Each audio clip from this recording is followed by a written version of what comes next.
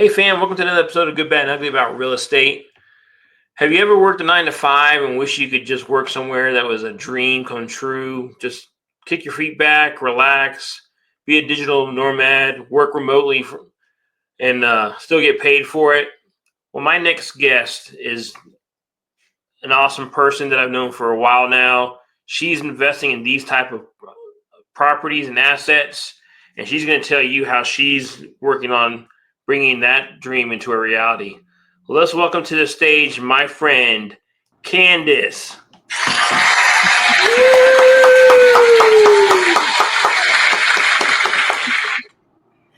How's it going? It's going well. How are you doing? I'm doing great. Glad that you're able to make some time for me with your busy schedule. Of course. You're amazing. Thank you. I remember I met you at Squat Up, and it was like, there's a person I can hang with. And that was it. Like, you've been my buddy ever since, and I've been enjoying your journey and watching all your successes, and love to connect with you and find out what you're doing. So thank you for having me here. This is fun. Yeah, thank you. Well, I'm trying not to be selfish and keep you all to myself. So I want to share you with the world. So on that being said, can you kind of give us how you decided to get into real estate, from your working your 9 to 5 to that not necessarily easy transition. So share with us how you got there. So I'm still at my W-2, which is fine because it, gives me a bit of security as I find my way and my path and change my Mount Everest and figure that all out. So my daughter, I get to blame her. She's the one who started it. She joined Astro, and she kept telling me, Mama, you got to get on this, you have to do this elephant challenge. And I'm like, what are you talking about? Oh, well, it's this really long podcast that Pace does. And I'm like, well, how long? She's like, hours. I'm great. I spend many hours on Zoom calls with my W-2. So by the end of it, I'm like, oh, come on, Well, she got me to do it. And the next time it came up, the Elephant Challenge, we were driving to Pennsylvania to see family, and Pace opened it up for Gator.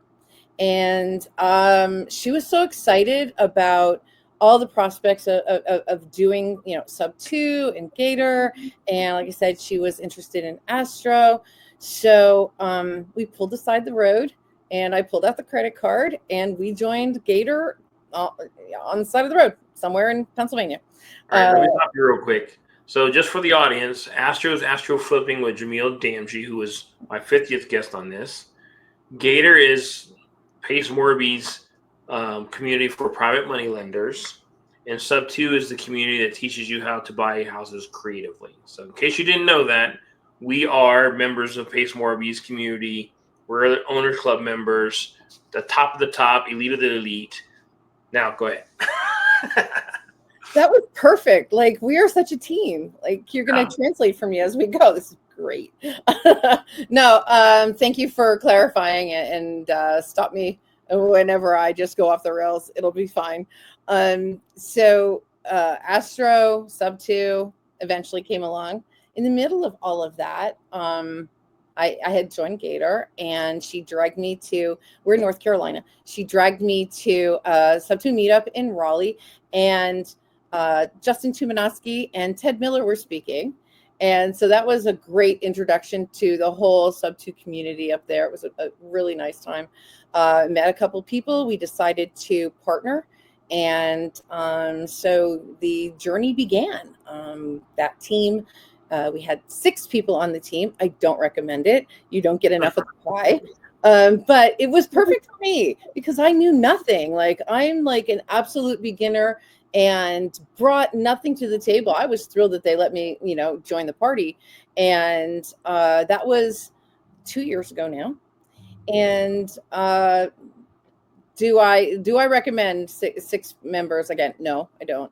But every one of them brought something to the conversation. We had real estate, realtors, lenders, we had underwriters, we had finance, we had our required visionary, and then there was me. And so what I brought was the IT side. I brought the integrations, the website, the CRM, the whole processes, the whole back end side. That's kind of where I started and where I focused. So I was able to bring something to the table, even though I had no prior knowledge other than just joining the community. And so we bought houses all over the country. We have properties, pad splits in several different places. And so the journey has continued. We've stepped back from that and we're looking to refocus. Everybody has sort of a different vibe and different things that they want to do. So even though we have, I think at the height, I think we had over a dozen houses. I think we're down to 6 or 7 right now, and that's okay. And so moving on, that's no longer my focus, but I've learned so much in the process. And I, somewhere in the middle there, I got to go to Mastermind and I got to go to Squad Up. And that's where, like I said, where we met, and then joined Owners Club. So it's been a journey. It's been amazing. So what do you think? Squad Up is Pace Morby's and Jamila Damji's baby. We've had our second annual Squad Up this year for the audience. So if you haven't been to one, you got to go. It's definitely life-changing. You'll never go to a real estate convention event that has more energy than you'll get attending one of Pace and Jamila's conferences. So thank you, Pace and Jamila, if you're watching this. Thank you, Pace and Jamila. Yes, Your vision has been nothing less than stellar. It has been amazing to see the changes in the lives of the people that I've met, the changes in my life, the focus, the goals, the things that I'll bet you never thought of 2 years ago that you would even be considering today. And I'm doing the same thing. The sky's the limit. Yeah, that's that conversation for another day because today's about you. I'm gonna keep pushing it off on you. It's so weird. I know. So I know you. I know what you're working on, Mm-hmm. And one of the things that you have to do as being an IT person is be able to work from different locations so you can do some of your real estate stuff. So, can you share with us your vision for those people that want to be digital nomads? I think what we run into when we work remotely, it's this vision of I can work anywhere, and that's what you think when you start, and as time goes by, you realize it's the exact opposite. You go nowhere, you see no one. Your laundry might be clean because you had a chance to throw it in between calls or emails, but you are constantly trying to find ways to interact with people, ways to go places and still work. So that's where I'm at right now. Like I said, I've been remote for 20 years. So that little thing that happened a couple years ago, I was ready. Everybody else was confused. I'm like, I own this. I got this. Watch me. So, nothing changed in my life. I lived, would get my coffee in the morning and walk to my computer, and I did the same. But I'm looking for next chapter. What would that look like? There are several people that are doing digital nomad plays, that I know that are looking to promote that, and I want to own the places that they visit. So that's kind of where my mind goes. I want to have resorts, retreats, venues. I want to find those underperforming properties that we can invigorate and do value adds with. I look at a property and I say, ooh, can we put RVs on here? Can we, where can we add the cabins? What can we do to make it more interesting? What kind of activities can we add? What would that look like? Where is it located? Is it a place where people want to go? So I look at properties like that all the time. Like what makes sense? What would make sense for a digital nomad? What would make sense for people who want to get together and do workshops or meetups? And how can we turn, right now I'm working on cabins. Right now, how can we turn that into a venue where people come to for family reunions or for weddings or just a place to get away. So that's kind of where I'm at right now. Gee, I think one of the properties you were working on, didn't you have like a paintball and you were gonna do like an RV park on it, and you had a creek so you could do a wedding venue. I mean, it's like sky's the limit, right? So if you're one that works remotely, you can be sitting there finishing your email to your boss, and then next thing you know, you're, fishing on the creek next or something like that. Yeah, at one point I was looking at a vineyard that didn't progress, but that kind of started us looking at what we could do, like what would the amenities look like, what would the whole process be, and I envisioned if I wasn't fishing, sitting there with a glass of wine by the creek. It's kind of There you go. There you go. Right now, the property I'm working on has cabins and a rec hall and a pond, and it's on the river, and there are miles of trails, and I just can't wait for it to be finished so I can come back and tell you I got it, and you need to come and hang out with me by the river. And it has a waterfall too, because Absolutely. every girl needs a waterfall, for real. And if there isn't one, we'll just make one, right? Totally. Absolutely. Yeah, and that's the thing, right? And so this is up in the Northeast. So what can people do when they get there? Is it near a place where people want to travel to? Is it a place that's not too far away from an airport? But if it's a place you want to do stargazing, then you know what? You're going to have to drive a little bit. You want to get out where it's really dark and enjoy the night sky. I'm a stargazer, so I'm the person that's outside in the middle of winter with a blanket wrapped around her staring at the stars because there's some meteor shower going on and I want to see them. I'm like that person. I love nature. We have plans for farm to table gardens. Haley, in addition to Sub 2 and Astro, she does organic gardening, so she'll be teaching that as well. And so we'll have farm to table gardens, so people, when they come, they can actually purchase it right there. We will have chickens because chickens are cool. Everybody's got to have at least a chicken. Everybody needs chickens. I don't understand. Yeah. So there's so is it just cabins in the woods? No. It could be, again, a vineyard. It could be a what else have I looked at? My gosh. There was an old condo, an old complex that people had just kind of walked away from, and we were like, oh my gosh, how cool would this be, to reinvigorate this and put the pools and the tennis courts and everything back in, pickleball now. Right. Not just tennis courts. You have to have pickleball. Of course. It's adult ping pong, so we have to have that. It's mostly I'm focusing on the East Coast right now. The Northeast kind of want to maybe do it like, come to this one and come to that one. You just kind of follow your heart and bring your RV and kind of find friends wherever you go. That's kind of where my mind is right now. So it's been a journey. It's been a lesson after lesson after lesson about lending and finance and what makes sense and is what is the value of this. Let's underwrite this and see if we can get it across the finish line. Sometimes my visions are a little big. Sometimes I can see that completely built retreat on top of those 1,600 acres, and sometimes it has to wait till you move through the process. Sure. But I will have it. So a couple questions for you. Please. People are watching this. They maybe come from different walks of life, different times in their life, right? Right. And hearing you talk about buying 1,600 acres and a vineyard and stuff like that just sounds very dreamy.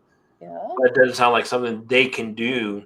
So was it your 6 partners, or was it the relationship you built in the communities that you were in, or was it another mentorship that you learned the skills on how to evaluate, how to maybe get the money to close a deal?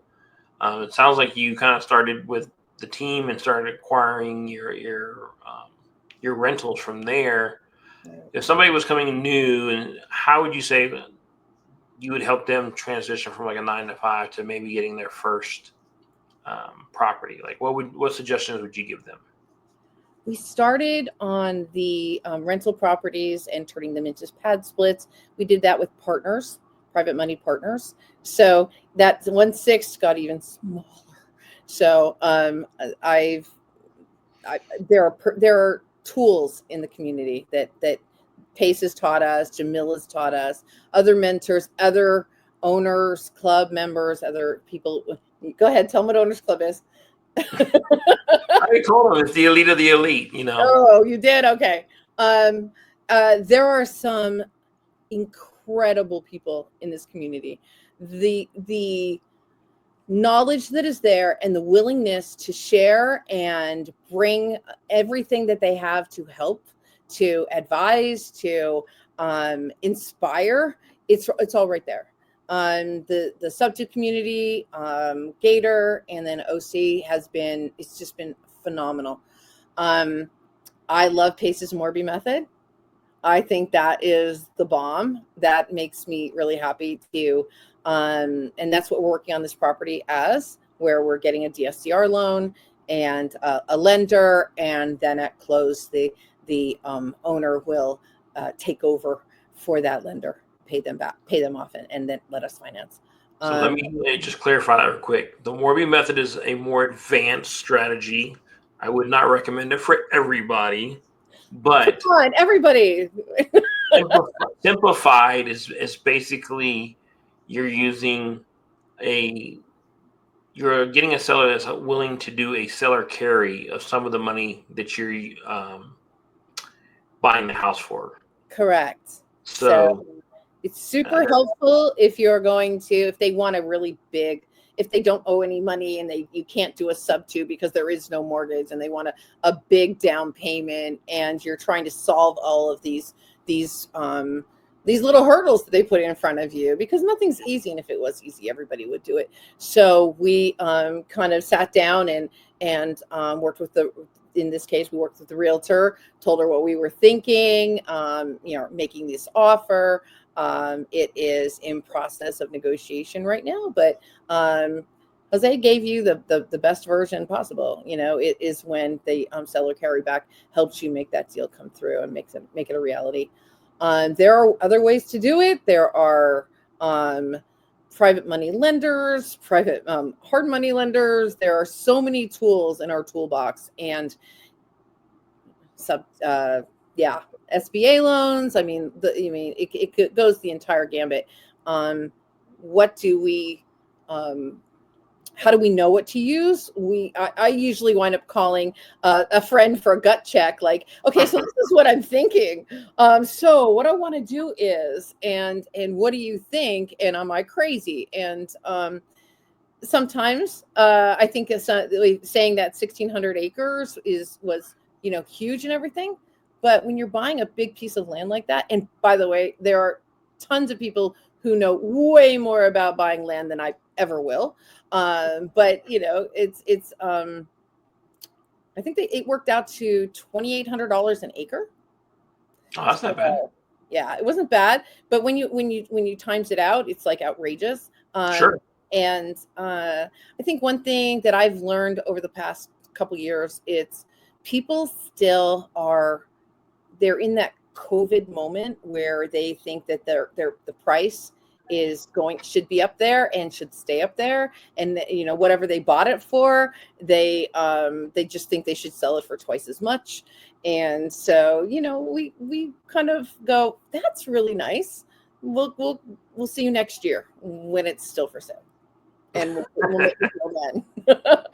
You have to do that though, right? You got to kind of allow them to get there on their own time and their own terms, because you kind of try to tell them it's not worth that. They're like, well, it is to me. It's like, okay, fine, that's great. There'll be a buyer for you, and I'll be here, like you said, 6 months to a year from now, when you're ready to, face reality and realize it's not worth what you hope it was. Yeah, I've had that happen a couple times where I've made really good offers, and um, there were some questions about owner finance, and they wanted a ridiculous amount, or they wanted to be first position on a $3 million property when they were owner financing 500,000. And like, I don't know, sorry, no, nobody's gonna let me do that, but your property's lovely. Yeah. A year and a half later, it's still for sale, and that's okay. I think I feel really good about it when those things don't go through. I always feel that it wasn't supposed to. I always feel like you're only exactly where you're supposed to be. Right. I mean, I live my life that way. You never know what you're going to open the door to.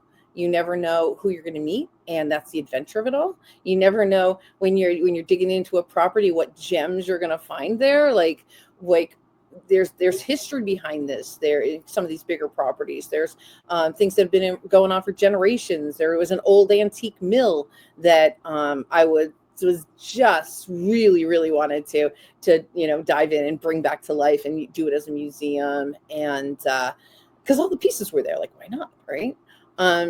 But yeah, you never know what you're going to find, but I always feel everything is for a reason on every property. Just jump in and try it. Just jump in. Like, everybody holds back, and I started learning, and when I started saying I would like to try and get this, and what does that look like, and then that's when you start finding out what you don't know, and then you start finding out what people don't know, and then you just start moving through that process of what does how do we get this. We're finding out who has something that you may need that you didn't know. It's like, oh, wait a minute, somebody that has money? Awesome. Awesome. Buddy. Yeah. That's always good, because, if somebody has money, you're going to be making them money. It's not like hey, give me money. It's, hey, let's work together. You know what I'm doing. I don't have, especially within the community, you know what I'm doing. I don't have to explain to you what this is, and do your due diligence always. But I can make you money. You can help me get my property so I can make money, and away we go.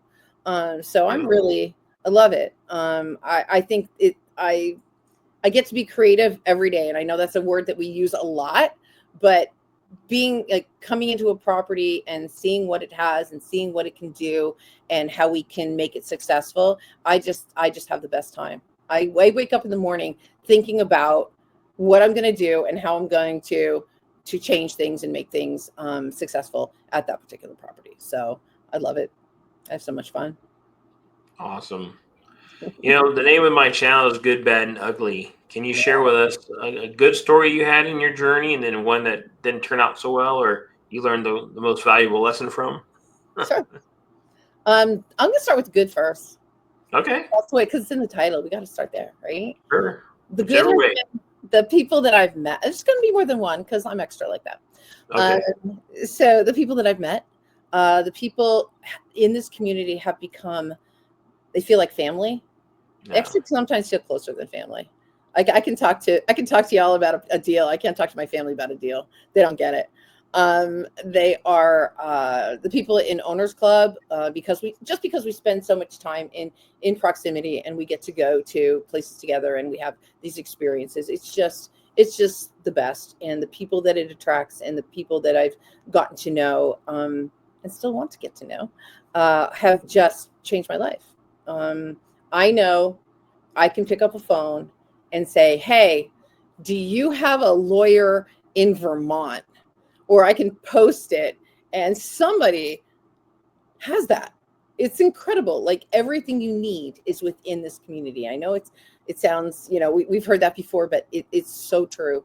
And I want to be that person who can bring that to people, even if it's just being a cheerleader in their deal, because I don't know how they're financing it, but I want to see them be successful. And I'm just so happy to be, part of all of that.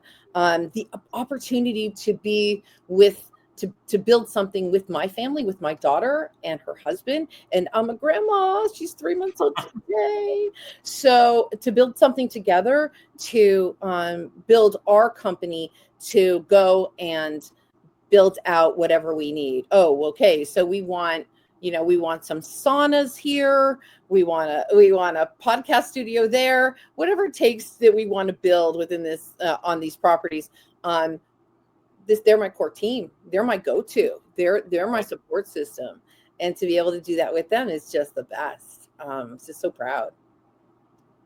That's awesome. And the ugly. And the ugly. The ugly. Oh gosh. All right. The ugly it can be people who genuinely want to help but can't, and then it kind of gums up the works when you're trying to put a deal through, and they come back and go, yeah, my PML didn't come through. That's heartbreaking because it impacts you too. So it makes you be really mindful of how, when you get into a deal, being able to fulfill, being able to do, come right across. We have had crazy experiences on the co-living side, and co-living is an amazing way to build your company, make money, house people. I mean, it has some tremendous upside all across the board. All right, let me stop right there. So for those that may not know, co-living is basically what some people refer to like student housing, or they call it the Golden Girls, where you basically are living with potentially perfect strangers, but everybody in the house has their own room, and you just have common areas. It's the best way to describe what co-living is. The floor is yours, mine. The floor is mine. Okay. So in that situation where you have perfect strangers, you have different personalities, you have different backgrounds, you have the possibility for things to go sideways. I've had people who are wanted to run a restaurant out of our kitchen, and we found out and then taking the food off and selling it. Okay. We've had frat party at the house. That was interesting. In one, I hate to bring it up, a few people know already, we did have someone who passed from a heroin overdose. So that was something that we dealt with. One of my partners in particular, that because she was in proximity, that fell on her shoulders, and she was a rock star. Like, I don't know if I could have handled everything that she did with as much grace and ability behind it. So kudos to her. The problem with that was, and I think you remember Pace's story about finding the body. Mm-hmm. Yeah. Okay. So inside story, guys, somebody else had something similar happen. Ours was, we had co-living, and no one knew that this person had passed. Didn't check up on him. Found him weeks later. So It was just a nightmare, and it was a just super sad all the way around. Things like that, when you deal with the public, I mean, it's just inherent for dealing with co-living. If you can, in my opinion, get a property manager. If you're trying to work and everybody else is trying to work, and you're trying to support the property as best you can, definitely. Many late nights on text messages where they're reaching out, and because we were self-managing, they were reaching out, and 2:00 in the morning, I'm getting emails. So that's, like I said, the bad side of it is it's just inherent with that type of real estate. But I think many ways, the good outweighs the bad, and you've got tremendous potential to like I said, make money and house people, which is huge and sorely needed. So absolutely. Yeah. And like I say, when you're in this industry, you can relate to stories like that, right? So you talked about the PML backing out. I had a story where I had committed to a 50K because I had somebody that said they could lend it to me, and then the day before closing said, I decided that I don't want to do that. Yeah. Are you kidding me? I got 24 hours to close on this. luckily we were able to find another source for those funds. But Do you want to walk people through like what can happen when that happens? Like the when everything falls apart? I mean, for me, it could have been, one, reputational damage, right? Because now nobody wants to work with me because I can't perform or can't produce what I say I can. Luckily, I had enough relationships where we were able to replace that money, and it was a smaller amount. If it was a larger amount, it probably would have been a lot harder to do in 24 hours. We would have probably had to ask for an extension from the seller, which could have cost us even more money, or release our EMD just to know that the seller knows that we're serious about closing. So it can start getting costly in more ways than one when those right, type of situations come into play. So right. And we had something similar happen, and we could have been sued for yeah, non-performance. And so we were able to last minute make it happen. But it was there were some nail biting when it came to that. So it can be a big deal. for sure. Well, you shared a lot with us today. If somebody wanted to continue following you on your journey, or if they wanted to partner with you on some of these beautiful visions of owning a resort, or some kind of retreat, how can they get in touch with you? You can email me, Candice Farrell 411 at Gmail. And Awesome. yeah, I'm on Facebook, and I'm not. I mean, if you want to get a hold of me, it's the email.